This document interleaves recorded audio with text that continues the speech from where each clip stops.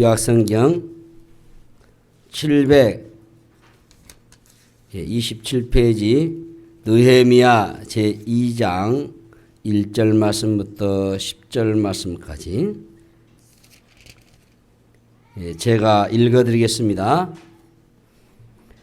아닥사스다 왕 제20년 니산월에 왕 앞에 포도주가 있기로 내가 그 포도주를 왕에게 드렸는데 이전에는 내가 왕 앞에서 수심이 없었더니 왕이 내게 이르시되 내가 병이 없거늘 어찌하여 얼굴에 수심이 있느냐 이는 필연 내 마음에 근심이 있음이로다 하더라.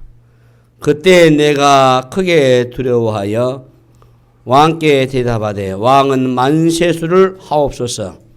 내 조상들의 묘실이 있는 성읍이 이제까지 황폐하고 성문이 불타싸우니 내가 어찌 얼굴에 수심이 없사오리까 하니 왕이 내게 이르시되 그러면 내가 무엇을 원하느냐 하시기로 내가 고 하늘의 하나님께 묵도하고 왕에게 아뢰되 왕이 만일 좋게 여기시고 종이 왕의 목전에서 은혜를 얻어 싸우면 나를 유다 땅 나의 조상들의 묘실이 있는 성읍에 보내어 그 성을 건축하게 하옵소서 하였는데 그때 왕후도 왕 곁에 앉아 있었더라. 왕이 내게 이르시되 내가 몇 날에 다녀올 길이며 어느 때에 돌아오겠느냐 하고 왕이 나를 보내기를 좋게 여기시기로 내가 기한을 정하고 내가 또 왕에게 아뢰되 왕이 만일 좋게 여기시거든 강서쪽 총독들에게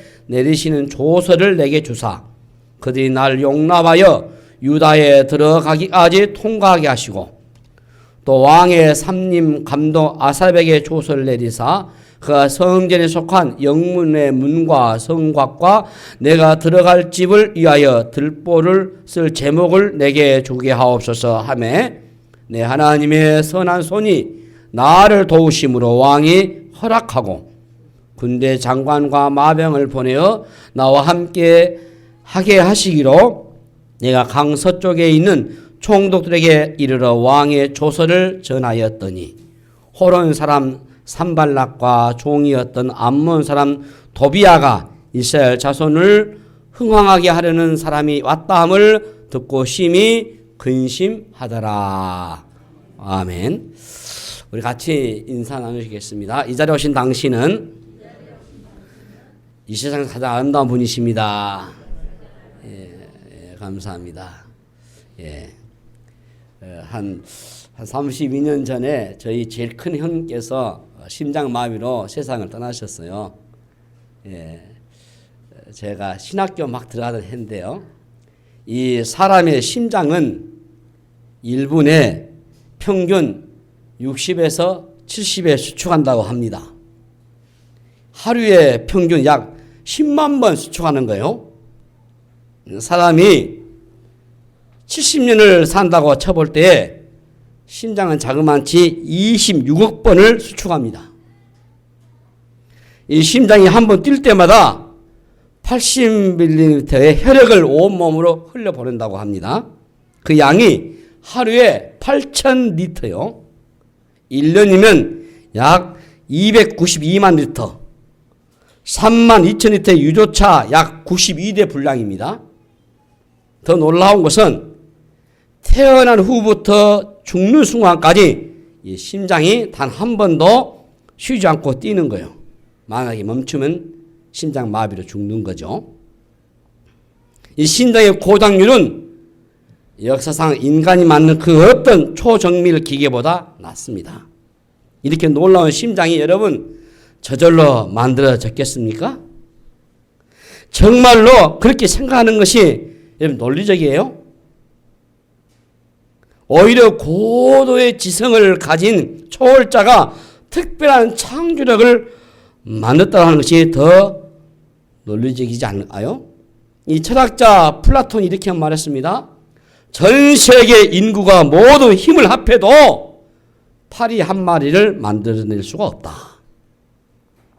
우리의 믿음 자체는 아무것도 아니에요. 다만 우리가 믿고 의지하는 하나님이 위대하신 줄로 믿습니다.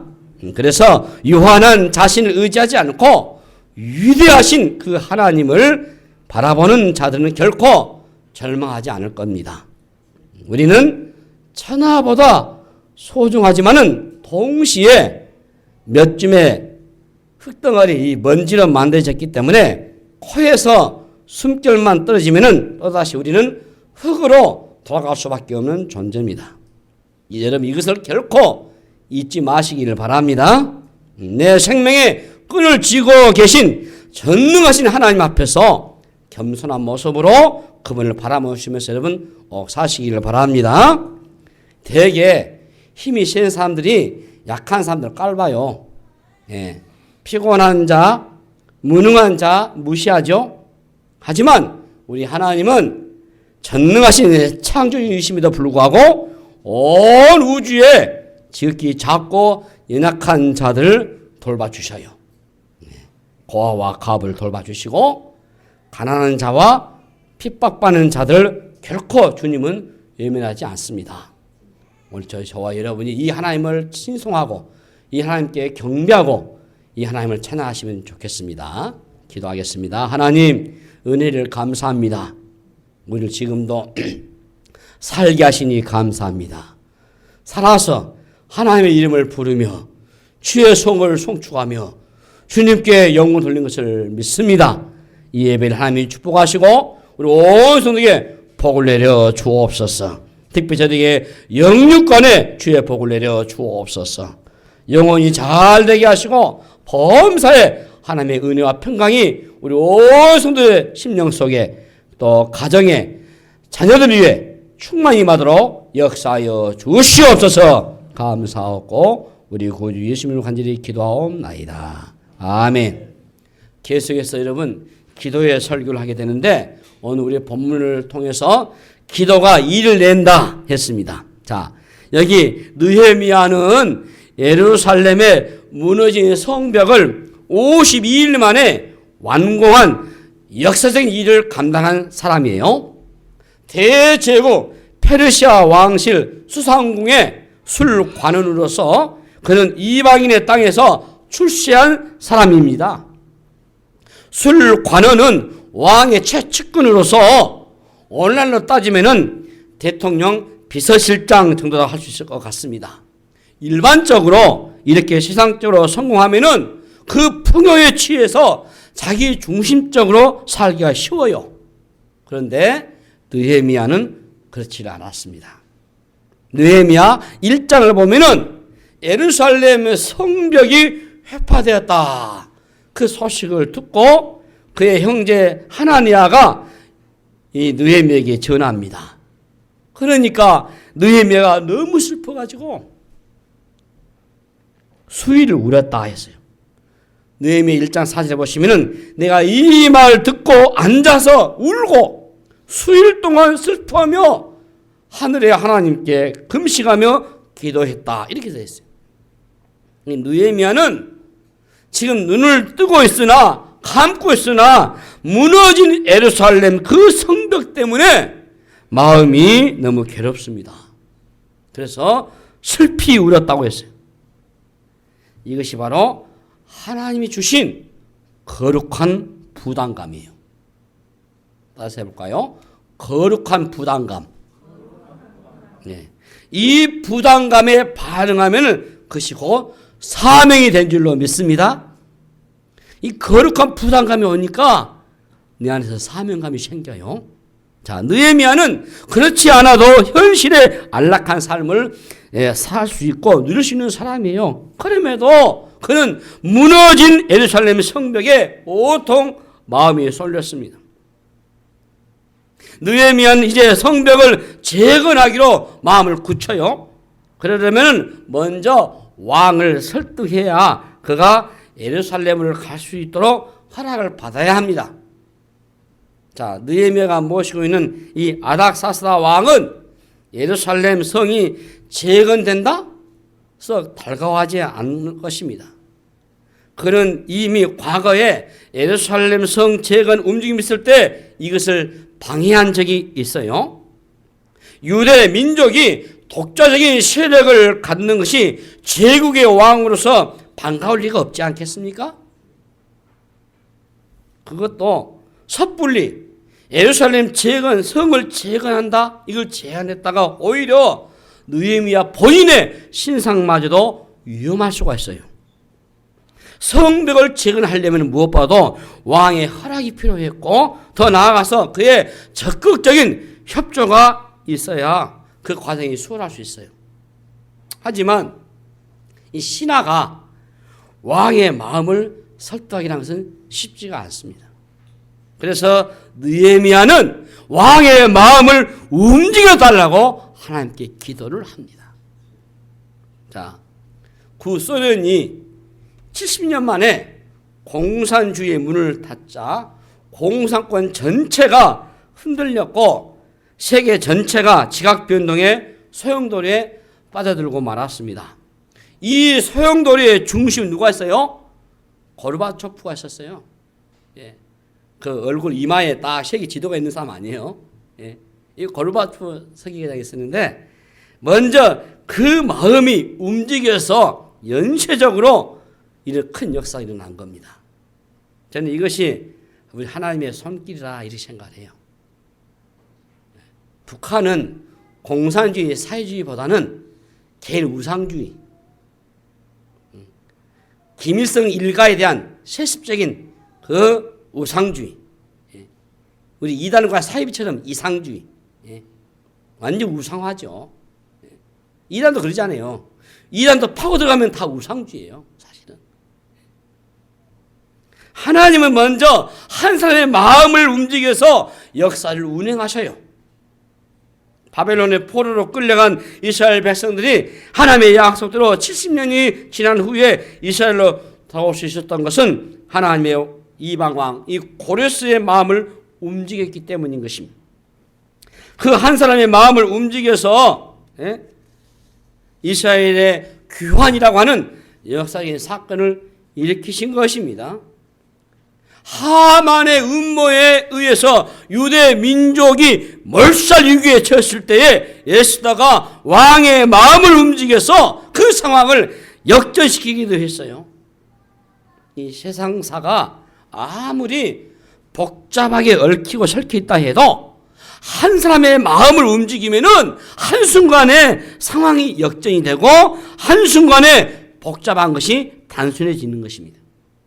하다 못해서 그렇죠? 자녀들에게 심부름을 시켜줘도요, 그 자녀의 마음을 움직여야 돼요. 마음을 움직이는 것이 관건입니다, 여러분. 그렇지 않아요? 하지만 사람의 마음만큼 복잡한 것이 없어요. 예. 또 그 사람의 마음만큼 변하지 않는 것도 없어요. 모든 준비를 마쳤어도 사람의 마음을 얻지 못하면 아무것도 할 수가 없어요. 정치인들이 국민의 마음을 얻기 위해서 얼마나 지금 힘을 쓰고 있습니까? 예. 아직 발표도 안 됐는데 예측을 하고 지금 돌아다니면서 지금 선거운동하고 있잖아요. 예. 기업을 경영하는 사람들은 소비자의 마음을 얻기 위해서 얼마나 애를 씁니까? 예? 사업하는 사람도 비즈니스를 성사시키기 위해서 바이어의 마음을 움직이러 얼마나 애를 쓰고 합니까? 하지만 이게 매번 쉽지 않아요. 그래서 오늘날 심리학이 다시 주목을 받고 처세술을 다룬 책이 인기인 거예요. 느헤미야는 가장 먼저 왕의 마음을 움직이는 것이 관건이라는 것을 알고 있었습니다. 그런데 느헤미야는 이 왕이 좋아하는 술이나 뇌물로 그의 마음을 움직이려고 하지 않았어요. 세상적인 방법으로 접근하지 않는 겁니다. 다만 기도했어요. 하나님만이 사람의 마음을 움직이는 믿음을 잃기 때문에. 자, 느헤미야서 2장 8절 보시면은 내 하나님의 선한 손이 나를 도우심으로 왕이 허락하고, 그렇죠? 자, 그의 믿음대로 하나님께서 왕의 마음을 돌려놓으셨습니다. 아닥사스다 왕은 성격이 아주 개팍하고 고집이 세고 변덕이 심한 왕이죠. 인간적인 눈으로 보면은 그런 사람의 마음을 움직인다? 사실 도박을 하는 것처럼 매우 위험한 일이에요. 섣부르게 왕을 설득하려고 나섰다가는 왕의 마음을 돌이키는커녕 어떤 재앙을 맞을지 모르잖아요. 이 느헤미야는 자기가 할 수 있는 게 기도밖에 없음을 일찌감치 간파하고 조용히 기도하면서 기다렸습니다. 때로는 여러분 기도하고 기다릴 수밖에 없습니다. 하나님께서 그분의 마음을 움직여 주시고 하나님께서 그분의 마음을 주장해 주시고 그 외에 뭐 답이 있겠습니까? 기도하고 기다릴 수밖에 없어요. 느헤미야는 문제를 가져가면은 답을 줄 이가 하나님이심을 정확히 알고 있었어요. 그래서 관역을 정확하게 겨누고 기도한 것입니다. 기도하는 사람은 하나님이 하시면 될 것이다 라는 신뢰로 가득 차 있습니다. 느헤미야는 아무리 까다로운 사람이라도 하나님이 개입하시면 다룰 수 있다고 하는 믿음을 가지고 있었어요. 혹시 인간관계가 힘들다면 섣불리 여러분 그걸 풀려 하지 말고 먼저 기도하십시오. 기도하셔야 돼요. 인간관계만큼 복잡한 미묘한 게 없어가지고 내가 뭘 해보려 했다가는 이게 더 악화될 수밖에 없어요. 그래서 하나님께 맡겨야 합니다. 맡길 도리밖에 없어요. 맡기고 기도하고 기다려보는 거예요. 그것이 상책입니다. 나서서 하다가는 오히려 긁어부스를 만들어요. 더 상처를 입혀버리고 더 화를 자초해버립니다. 풀려는 문제가 더 꼬여버려요. 그러니 그러지 말고 그냥 기도하고 계셔요. 1년이 가든 10년이 가든 20년이 가든 안 되면 어찌 갈 수 없는 거 아니에요? 그래야지 그럼 내가 해보겠다? 안 되는 거예요. 될 수가 없는 거예요. 가장 좋은 상책은 기도하고 기도할 수밖에 없어요. 자, 그래서 잘 기다리는 것이 중요하다라고 얘기했습니다. 자, 느헤미야는 기도한 다음에 기다렸어요. 자, 1장과 2장 사이에 약 4개월의 시간이 흘러갑니다. 간절한 소원 있는 사람에게 사실 어떻게 보면은 4개월이 짧지 않습니다. 그러지 않겠어요? 1시가 1초가 아까운 시간이 아니요. 우리가 기도하면은 즉각 응답되기를 바라지만은 대부분의 경우 응답까지는 기다리는 시간이 필요하는 거죠. 이것은 결과가 아니고 과정을 중요하게 여기시는 하나님의 방식입니다. 하나님은 우리가 응답받음으로써 은혜 받기를 원하시는 만큼 그 과정에서도 은혜 받기를 원하셔요. 기다리는 과정에서 우리가 하나님의 사람으로서 훈련되기를 바라십니다. 실제로 응답받기까지 기다리면서 받은 은혜와 훈련이 얼마나 놀랍고 감동적인지 몰라요. 오늘 현대사회에서 인내심은 경쟁이 있는 하나의 미덕입니다. 그만큼 현대인들은 기다리는 일에 무능하죠. 어느 연구조사에 따라보면은 기다리지 못하는 아이들이 마약에 빠질 가능성이 아주 높다고 합니다. 세상의 모든 좋은 것은 인내심을 통해서 얻어낸 거예요. 당장 주면 좋을 것 같지만은 여러분 그렇지 않습니다. 이 기다리는 과정을 통해서 하나님은 우리로 하여금 당신을 깊이 신뢰하고 인내하도록 훈련하셔요. 이 신앙의 훈련도요, 기도하고 응답받는 과정으로 이게 이루어지는 거죠. 기도하고 기다리면서 인내하는 중에 우리의 신앙이 성장을 한단 말이죠.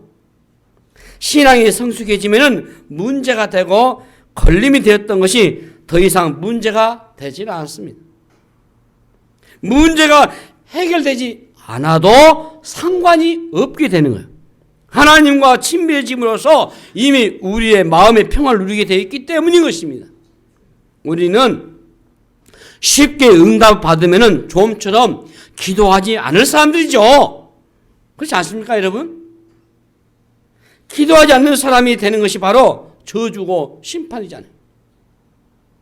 인내하면서 기도하다 보면 하나님과 친밀해지고, 그러면은 하나님의 지혜를 배우게 되고, 기도의 능력을 경험하게 되고, 나중에는 다른 사람을 위해서도 기도하게 되는 거죠. 기도의 사람이 되는 겁니다. 이게 축복이에요. 이게 축복. 기도하고 기다리면서 인내하는 훈련하는 이 기도의 사람이 되는 것이 진정한 축복인 줄로 믿습니다. 기도했는데 응답이 빨리 되지 않아요. 응답이. 어떤 부분에서는 응답이 쫙 일어나기도 해요. 하나님 기도가 구한 즉시 응답되기도 하고, 그런데 어떤 대부분 기도는 이제 응답이 더디잖아요. 여러분, 하나님의 계획과 뜻이 있음을 기다리셔야 돼요. 그걸 믿으셔야 돼요. 응답이 빨리 되지 않는다. 여기 바르게 구했는데도 혹시 여러분들이 잘못 구하거나 욕심 잘못 구한 것은 응답이 안 되죠. 당연히 응답이 안 되는 것은 응답이 되는 거예요. 여기서는. 그런데 내가 바르게 기도했는데도 응답이 안 된다? 그래서 여러분들이 하나님의 계획과 뜻이 있다. 이것을 믿으셔야 돼요. 기다리는 중에 주시는 은혜가 큰 줄 믿고 감사함으로써 기도의 자리를 지키셔야 돼요. 기도를 포기하지 않으면은 반드시 승리하게 될 줄로 믿습니다.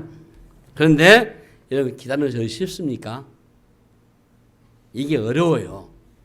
자꾸 조급증이 나가지고 내 힘으로 해결하라고 애를 쓰게 되니까 급기야 기도를 포기하게 됩니다. 하지만 하나님이 응답을 지체하는 것은 나를 믿기 때문인 것이요, 나를 사랑하기 때문인 것입니다. 우리는 빨리 응답 받는 것이 하나님의 사랑을 입증하는 것이라고 생각하지만은 그렇지 않습니다. 느헤미야는 기도해야 할 때와 기다려야 할 때를 알았어요. 그래서 그는 서두르지 않고 인내하면서 꾸준히 기도했습니다. 하나님의 응답을 기다리는 시간은 결단코 낭비하는 시간이 아니에요. 기도한 후에 기다리는 일이 실패되지 않는다면 하나님의 역사를 반드시 경험하게 될 것입니다. 여기 2장 2절에 보시면 왕이 내게 이르시되 내가 병이 없거늘 어찌하여 얼굴에 수심이 있느냐, 이는 필연 너 마음에 근심이 있음이로다 하더라. 자, 느헤미야 얼굴에 수심이 가득했다 이렇게 돼요. 기도한다고 근심과 염려가 전혀 없는 것이 아니잖아요. 기도하는 것과 현실이 너무나 괴리되어 있으면은 기도하는 사람이라도 근심하게 되지 않습니까? 그렇더라도 여러분, 기도의 줄을 놓아서는 안 되는 거예요.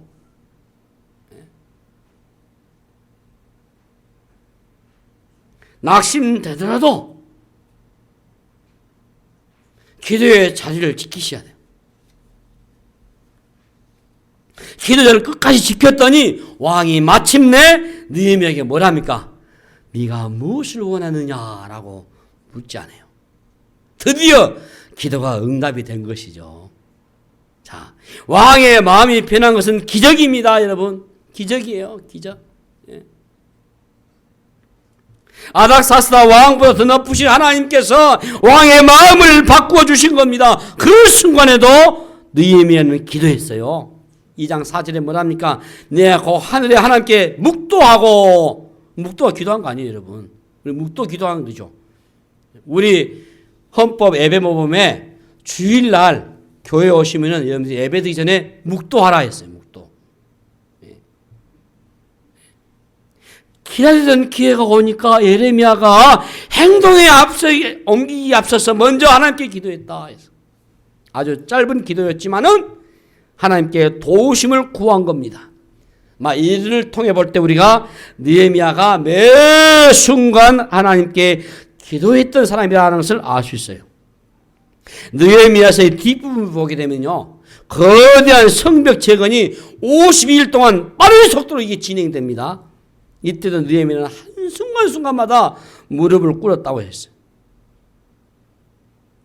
느헤미야는 이처럼 지루할 정도로 아무 일이 일어나지 않아도 기도했을 뿐만 아니라 굉장히 다급한 상황에서도 기도를 했습니다. 오랫동안 기다리는 기회인 만큼 섣불리 행동해서는 안 되는 거죠. 그래서 느헤미야는 민감하게 반응하면서 하나님께 도우심을 구한 거죠.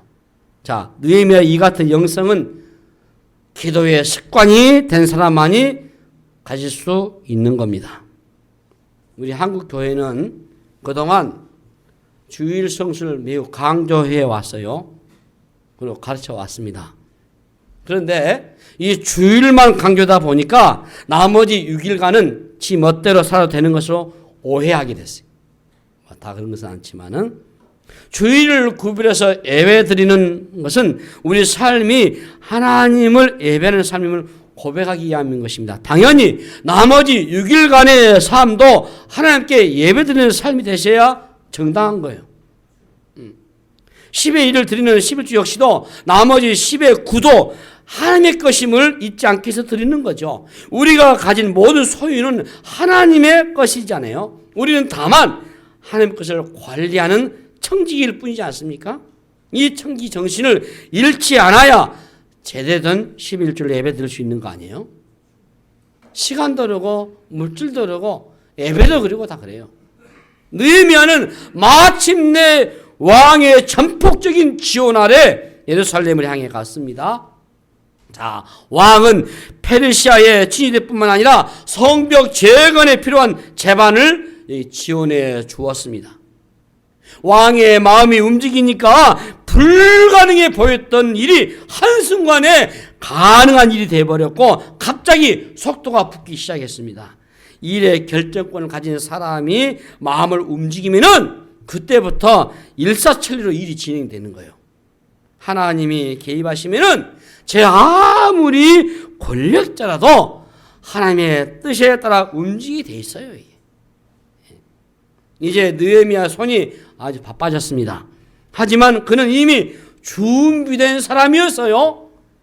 기도를 해놓고 대책 없이 기다리기만 하지 않았습니다. 기도한 대로 이루어졌을 때에 감당할 능력을 키운 거죠. 예. 우리는 응답을 걱정하지만은 하나님은 우리가 응답에 대해서 감당할 능력이 있는지를 걱정하신단 말이죠. 기도한다면은 응답받을 준비도 해야 되는 거예요.